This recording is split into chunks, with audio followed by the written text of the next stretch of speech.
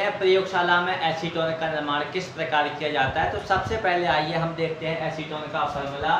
तो एसीटोन जो आपका होता है इसका फार्मूला आपका CH3CO होता है। इसे हम एसीटोन भी कहते हैं। इसी का IUPAC लैंग्वेज में नाम क्या हो जाएगा, प्रोपेनॉन हो जाएगा। और इसी को हम क्या कहते हैं, डाई। और CH3 के लिए किसका यूज करेंगे, मेथिल। और CO ग्रुप है तो क्या हो जाएगा, कीटोन।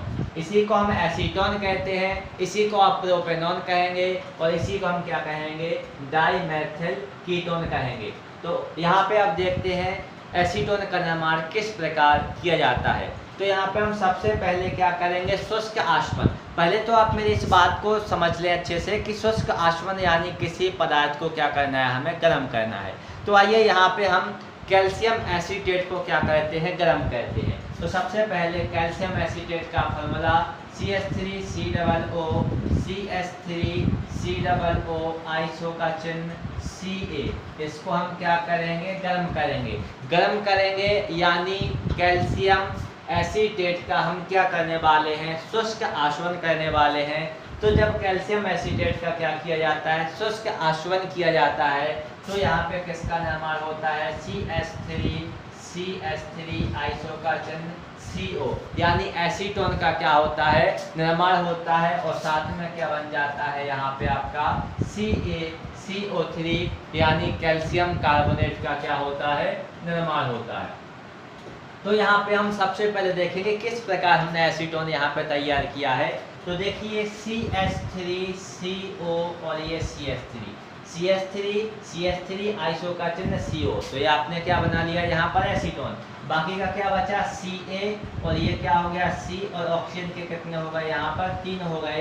तो CaCO3 यानी कैल्शियम कार्बोनेट। तो ये आपने देखा यहाँ पर किस प्रकार हमने कैल्शियम एसीटेट का शुष्क आशवन करके प्रयोगशाला में एसीटोन का क्या किया है, निर्माण किया है।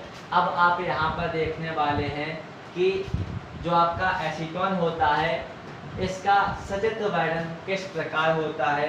तो सबसे पहले आप देखेंगे, ये रहा हमारा डायग्राम एसीटोन के निर्माण का। तो एक कांच के रिटायर्ड में, तो आप जैसा कि डायग्राम में यहाँ पर देख सकते हैं, मैं थोड़ा इसको जूम किए देता हूँ। तो इसमें जो आपको रिटायर्ड दिखाई दे रहा है, ये क्या हो जाएगा, आपका कांच का रिटायर्ड हो जाएगा।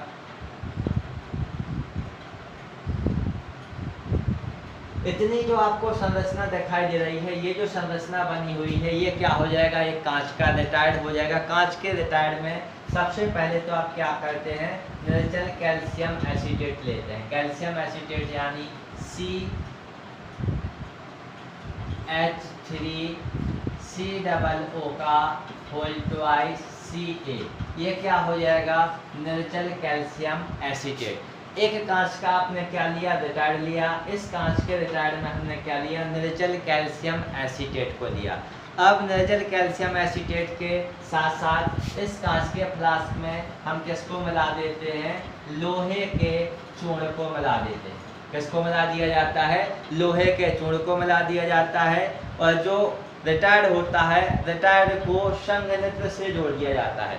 ये जो आपको इतनी संरचना दिखाई दे रही है, इसको हम क्या कहते हैं, संघनित्र कहते हैं। क्या कहते हैं, संघनित्र। तो हमने क्या किया, एक कांच का रिटायर्ड लिया। कांच के रिटायर्ड में आपने क्या किया, कैल्शियम, निर्जल कैल्शियम एसीटेट को लिया। साथ में उसमें हमने कुछ मात्रा में क्या मिला दिया, लोहे का चूर्ण। और लोहे का चूर्ण मिला करके इस रिटायर्ड का संबंध किससे कर दिया, संघनित्र से कर दिया।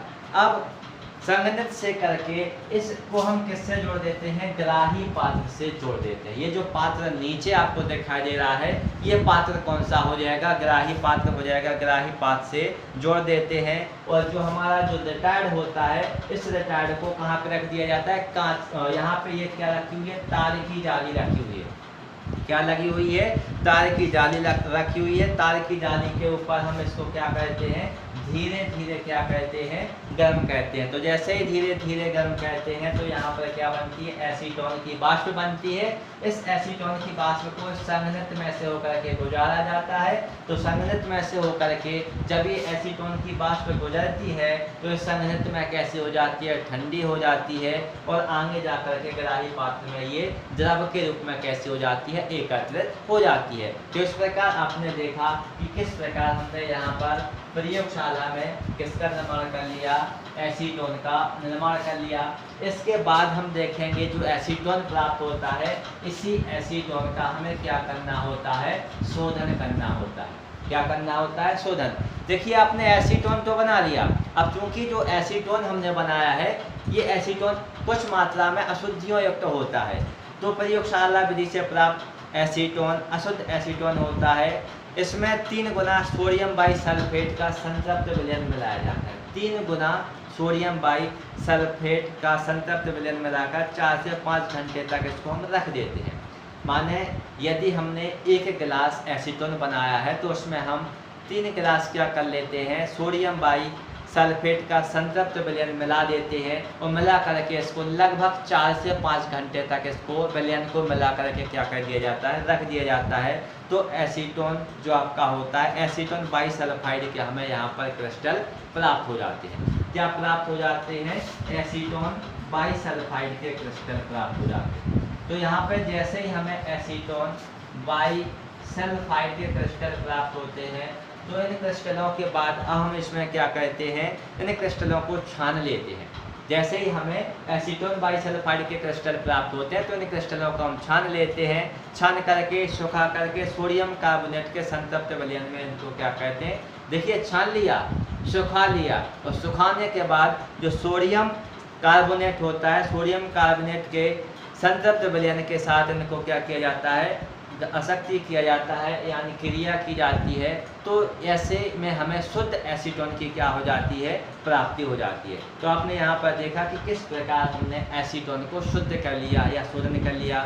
हमें जो प्रयोगशाला विधि से एसीटोन प्राप्त हो रहा था उसमें हमने क्या किया, 3 गुना सोडियम बाइसल्फेट का संतृप्त विलयन मिलाने के बाद उसको हमने 4 से 5 घंटे के लिए रख दिया।